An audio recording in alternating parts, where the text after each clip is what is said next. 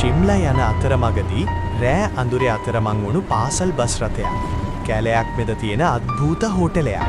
විනෝදේ හොයාගෙන රෑ හොරෙන්ම හෝටලයෙන් පැනගන්න හොඳම යාළුවෝ තුන්දෙනෙක්. දිලිසෙන වැවක් හොයාගෙන ගිය මේ ගමන අඳුරු වනාන්තරයේ ඇතුලේදී භයානක අත්දැකීමක් බවට පත්වෙන්න වැඩි වෙලාවක් යන්නේ නැහැ. මොබයිල් සිග්නල් පවා නැති පාළු කැලේ මැදදී බය හිතිලා ආපහු හැරෙන්න හදනකොටම එයාලා මුහුණ දෙනේ බිහිසුණු සිදුවීම මොකද්ද? මේ කතාව අහන්න කලින් අපේ channel එක subscribe කරලා like එකකුත් දාන්න. එහෙනම් අපි කතාවට යමු.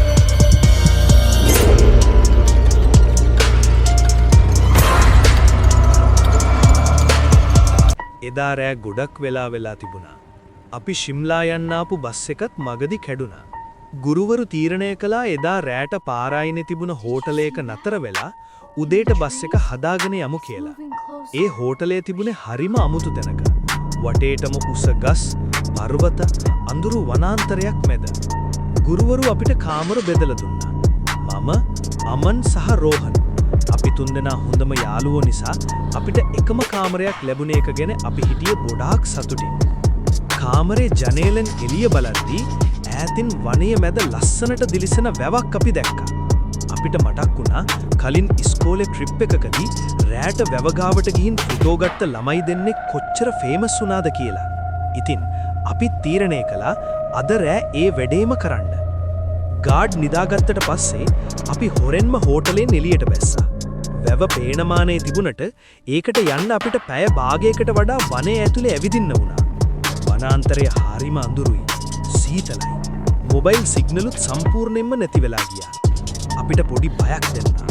අපි ආපහු යමු කියලා හිතලා ෆෝන් එකේ ටෝර්ච් එක ගහලා බලද්දි ඉස්සරහින් ගිය අමනුයි මමයි පස්ස හැරිලා බැලුවා. රෝහන් හිටියේ නෑ. ඒ එක්කම අසල පඳුරු අතරින් කවුරු හරි දුවන සද්දයක් ඇහුණා. රෝහන්ව තනි කරලා යන්න බැරි නිසා අපි ඒ පස්සෙන් දිව්වා. එකපාරට මේ සද්දේ නතර වුණා. අපි දැක්ක රෝහන්ව. එයා වනයේ මැද දන ගාගෙන පොළව හාරනවා. අපි බයෙන්ම එයාට කතා කළා. රෝහන් පස්ස හැරිලා බලද්දී අපි දෙන්නම ගැහුණා. එයාගේ ඇස් දෙකම සම්පූර්ණයෙන්ම කළු වෙලා. හරියට ඇස් දෙක ඇතුලෙන් උදුරලා දාලා වගේ. අමන් එයාට ලං වෙලා අත තිබ්බ විතරයි රෝහන් අමුතුම සද්දයකින් කෑ ගහලා අමන්ව විසිකලා. ඊට පස්සේ රෝහන් ගැහිලා සිහි නැති වුණා. රෝහන්ට සිහියෙද්දී එයා අමන් දිහා බලලා කෑ ගහන්න ගත්තා. මම බලද්දී අමන් බිම වාඩි වෙලා ඔළුව පාත් කරගෙන ඉන්නවා. එයා හිමින් ඔළුව උස්සලා බලද්දී එයාගේ ඇස් දෙකත් කළු වෙලා. අමන් පිස්සුවෙන් වගේ වනේ ඇතුළට දුවන්න ගත්තා. අපි ටෝර්ච් එළියෙන් දැක්කා අමන් දුවන්නේ අත්හැරිලා දාපු පරණ මන්දිරයක් පැත්තට කියලා. අපිත් එයා පස්සෙන් දිව්වා.